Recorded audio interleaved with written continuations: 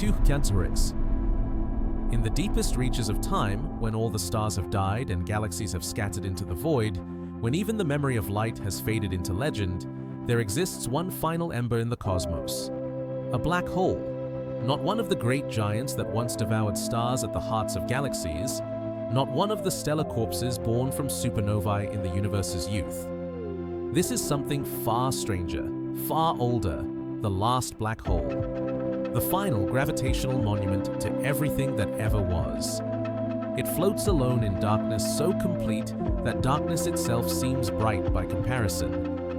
Around it, space stretches in all directions, expanding, cooling, dying. The universe has grown so vast that light from one edge could never reach the other, even given eternity. And yet, this black hole glows. Faintly. Impossibly. Against every intuition we hold about these cosmic predators, it emits light. Not reflected light, not captured light, but light born from the quantum fabric of space-time itself. This is Hawking radiation, the whisper of a dying giant, the universe's last conversation with itself. This black hole is not eternal. Nothing is. And when it finally evaporates, when its last photon streaks into the endless dark, the universe will cross a threshold from which there is no return. This is the story of that crossing, the story of the last light, the story of how everything ends, not with violence, but with a whisper so quiet it makes silence seem loud. The Legacy of Darkness. 2.6 Hoeks. To understand this final moment, we must first understand what came before. We must walk backward through the ages of universal death, through epochs so long they make the entire history of humanity seem less than a blink. Trillions of years ago, in what cosmologists call the stelliferous era, the universe was alive with light. Stars burned in their billions of trillions. Galaxies wheeled through space like islands of fire. Planets formed and died. Life, perhaps, flickered briefly on countless worlds before being snuffed out by time and entropy. But even then, the end was written into the fabric of reality.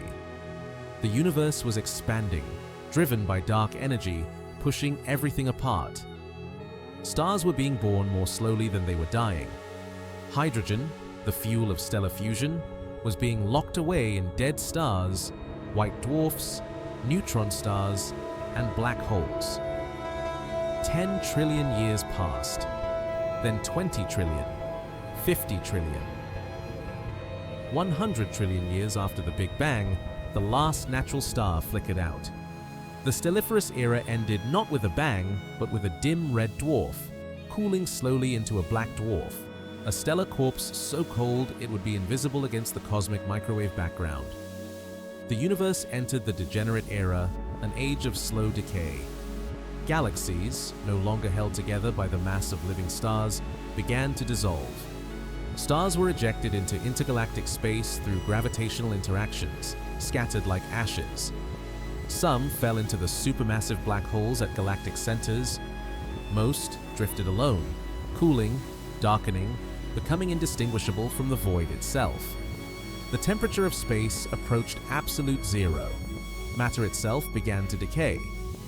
Protons, once thought eternal, started to dissolve through quantum tunneling processes so rare they take 10 to the 36 years to occur. Slowly, inexorably, the very atoms that made up the stars and planets, the atoms that once made up us, came undone. Even dead stars were not immune. White dwarfs and neutron stars, having exhausted their heat and lost their protons, faded into what physicists call black dwarf supernovae, or simply evaporated into photons and neutrinos, scattering into the growing emptiness. After 10 to the 40 years, a number so large it has no meaning in human terms, only black holes remained. The universe had entered the black hole era, an age where gravity's final monuments were the only structures left. They dominated the cosmos, not through violence, but through sheer persistence. Everything else had decayed, dissolved, or been consumed. But black holes too are mortal. They leak, they evaporate, they die. And as the eons passed, 10 to the 50 years, 10 to the 70, 10 to the 100, even the great supermassive black holes at the centers of ancient galaxies began to shrink. One by one, they winked out of existence, each leaving behind a final flash of gamma rays so powerful it could sterilize a galaxy if any galaxy still existed to sterilize, until only one remained. The last black hole.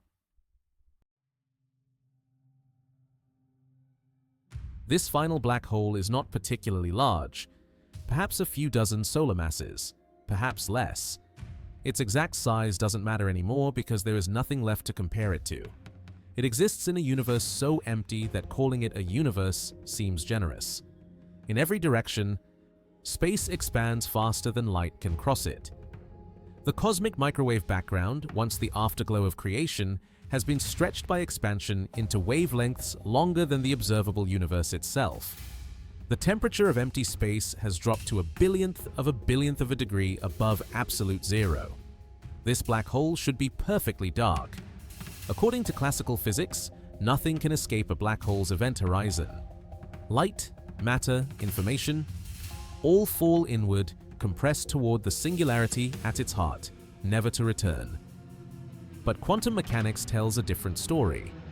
In 1974, Stephen Hawking discovered something extraordinary. He found that black holes are not perfectly black. At the quantum level, the violent curvature of space-time near the event horizon creates particle-antiparticle pairs from the vacuum itself. Most of these pairs annihilate immediately, but occasionally, one particle falls into the black hole while the other escapes. From outside, it looks like the black hole is emitting radiation. Hawking radiation. Thermal radiation with a temperature inversely proportional to the black hole's mass. For a large black hole, this temperature is extraordinarily low, far colder than the cosmic microwave background.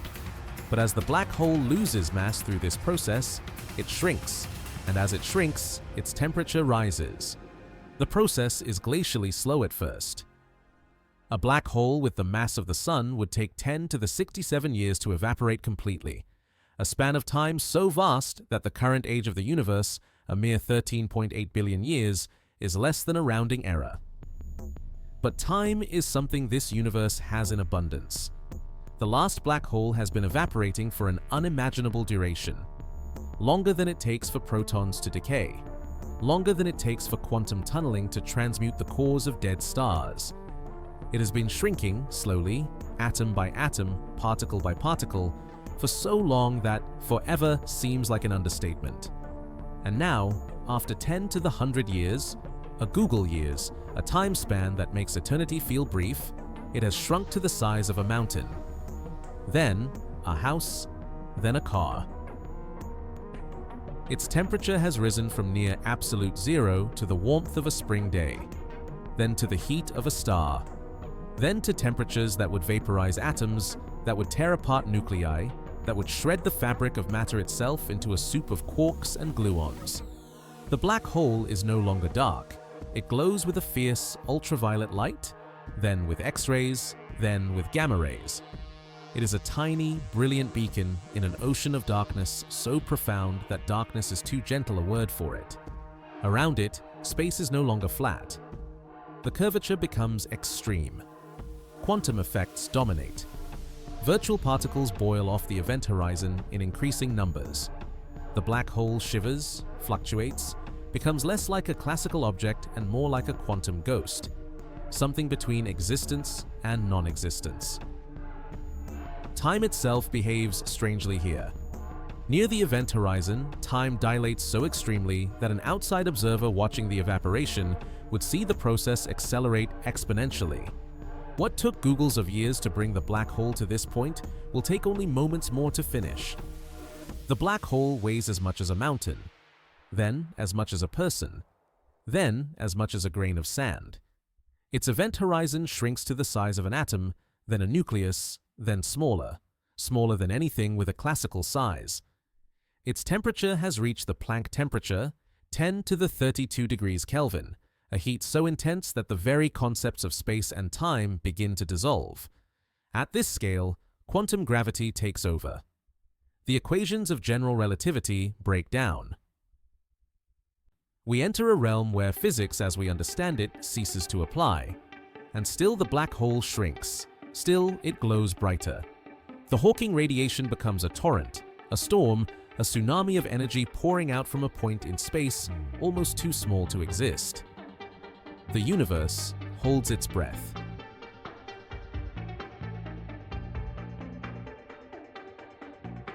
In the last microsecond of the last black hole's life, more energy is released than in all the preceding Google years of its evaporation combined. The event horizon collapses. The singularity, if it ever truly existed, vanishes. And in its place, there is an explosion. Not an explosion in space, but an explosion of space.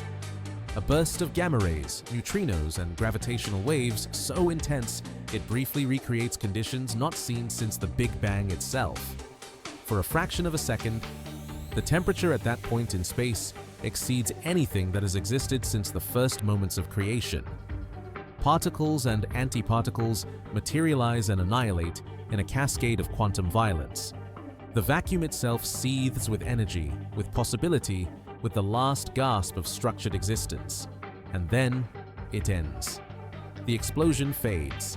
The particles disperse, flying outward at nearly the speed of light into a universe so empty they will never encounter anything, ever.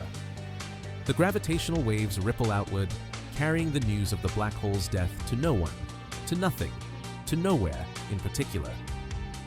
The final photon, a gamma-ray photon born in the last instant of the black hole's evaporation, races into the void. It is the last light the universe will ever produce. The last electromagnetic radiation born from the last available energy gradient in all of reality. It travels alone through expanding space. There are no atoms left to absorb it, no eyes to see it, no instruments to measure it. It simply is, a solitary quantum of energy propagating through infinite emptiness. As it travels, the expansion of space stretches its wavelength. The gamma ray becomes an X-ray. The X-ray becomes ultraviolet. Then visible light, blue, green, yellow, red, then infrared, then microwave, then radio. Its wavelength stretches to kilometers, then light years, then longer than the distance between galaxy clusters in the ancient universe. Eventually, its wavelength becomes longer than the observable universe itself. At this point, does it still exist? Is it still a photon? Or has it dissolved into the fabric of space itself, indistinguishable from the quantum foam that underlies reality? There is no one to answer that question. The universe is now in what cosmologists call the dark era, though even that name suggests more structure than actually exists. There are no eras anymore, no epochs, no ages. There is only expansion and cooling and the slow, steady march toward maximum entropy. The temperature of space has dropped to the d-Sitter temperature, a value so close to absolute zero that it makes the coldest places in the old universe seem like furnaces. This is the temperature dictated by the cosmological constant, by dark energy, by the expansion of space itself. Nothing happens anymore. Nothing can happen. Every energy gradient has been exhausted. Every particle is separated from every other particle by distances so vast that they exist in causally disconnected universes. Information can no longer travel between any two points. Time loses its meaning when nothing changes. This is heat death. Thermodynamic equilibrium. Maximum entropy. The end state that the second law of thermodynamics has been driving toward since the moment of the Big Bang. The universe has become perfectly smooth, perfectly dark, perfectly still. And in this stillness, there is a strange kind of peace.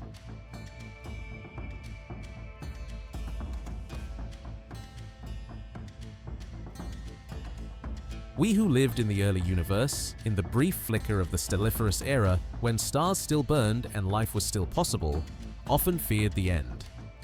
We imagined it as tragedy, the death of meaning, the extinction of purpose, the final extinction of everything we held dear. But standing here at the end, looking back across the incomprehensible gulf of time, the end looks different. It looks like completion, like a story told in full, every chapter written, every arc resolved, every theme explored to its ultimate conclusion. The universe was never meant to last forever. Nothing is. The same laws that allowed stars to form and life to emerge also ensured that everything would eventually end. Entropy is not a villain. It is not a cosmic mistake. It is simply the direction of time, the arrow that points from order to disorder, from energy to stillness. And in that stillness, there is no suffering, no loss, no fear of what comes next, because there is no next. Time itself has effectively stopped. The universe has reached its final state, the equilibrium point it has been approaching for 100 Google years. Is this death? Perhaps. But it is also transformation. The black hole did not die. It transmuted its mass into energy, into light, into the very fabric of space-time itself. It returned everything it had consumed across the ages back to the universe in the most democratic way possible, as pure radiation, as information, as possibility. Every atom that ever fell into that black hole, every star it consumed, every particle of dust that crossed its event horizon was not destroyed. It was transformed. Scrambled, yes. Encrypted in the quantum information of Hawking radiation, yes. But not gone. The information was preserved, released back into the cosmos in the final explosion. This is what black holes do at the end. They are not just cosmic predators. They are cosmic recyclers, taking the structured matter of the old universe and returning it as pure, democratic energy to the new equilibrium. In the old universe, when stars still burned, philosophers asked whether existence had meaning. They wondered if life mattered in a cosmos destined to die. They struggled with the apparent futility of building, creating, loving, when everything would eventually be erased. But meaning was never dependent on permanence. A song does not lose its beauty because it eventually ends. A story is not meaningless because the final page is turned. The fact that the universe has reached its final state does not negate the 13.8 billion years of structure and complexity that preceded it. Stars shone, galaxies formed, planets coalesced from dust and gas. Life emerged, flourished, asked questions, sought answers. Consciousness arose from unconscious matter and looked out at the cosmos in wonder. All of this happened. All of it was real. All of it mattered, even if nothing remains to remember it. The last black hole was the final witness to all of that history. For a Google years, it stood alone, holding in its quantum memory the information of everything that had ever fallen into it. The light of long-dead stars, the atoms that once formed planets and people and dreams. When it finally evaporated, it released that information back into the universe.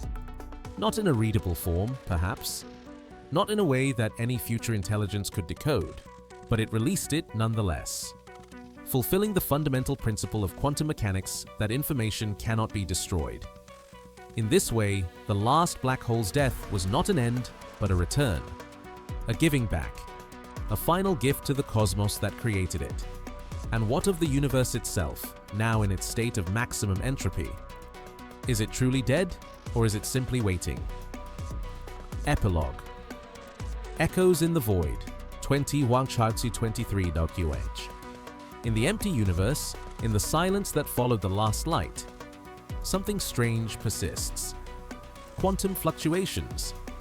Tiny, random variations in the energy of the vacuum itself, permitted by Heisenberg's uncertainty principle. They are vanishingly small, far smaller than an atom, far briefer than the lifetime of a particle, but they are there. The vacuum is never truly empty. Even in the darkest era, even at the de Sitter temperature, the quantum foam that underlies space-time continues to seethe with virtual particles appearing and disappearing in balanced pairs. Energy is borrowed from the vacuum and immediately repaid, creating no net change but ensuring that perfect stillness is never quite achieved. And in a universe with infinite time, or something approaching it, even the most improbable events become inevitable. Quantum tunneling allows for the spontaneous appearance of particles, even complex structures, from the void. The probability of such events is unimaginably small, but given enough time, unimaginably small probabilities approach certainty. Some physicists speculate that in 10 to the 10 to the 56 years, a number so large it cannot be written with all the atoms in the old universe, a quantum fluctuation could create a new Big Bang. A bubble universe nucleating from the void, inflating, creating its own space and time and laws of physics. Others suggest that Boltzmann brains, conscious observers formed by random fluctuations, might briefly materialize and vanish, experiencing a single moment of awareness before dissolving back into the foam. Still others propose that the universe has not truly reached its final state. That dark energy might evolve, causing the expansion to accelerate or decelerate in ways we cannot predict.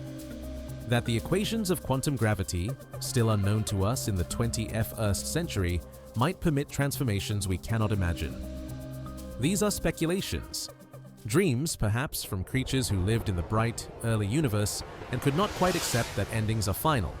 We do not know what happens after heat death. We cannot know. The universe in that state is so far removed from the conditions under which physics was formulated that our equations may not apply. But in another sense, it does not matter. Whether the universe remains in equilibrium forever, or whether new universes bubble up from quantum foam, or whether something entirely unexpected occurs, the story of our universe, the universe of stars and galaxies and black holes, is complete. The last black hole evaporated. The last light faded. The final energy gradient was exhausted. Entropy reached its maximum. The cosmos fulfilled the destiny written into its laws from the moment of creation. And in that completion, there is a kind of perfection.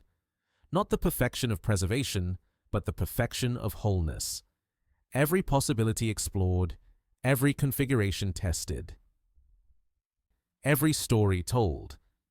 The universe began with a burst of light and energy, a quantum fluctuation that inflated into space and time and matter. It ends with a whisper, a final photon stretching into infinite wavelength, a last black hole returning its borrowed mass to the void. Between those two moments, the beginning and the end, everything happened.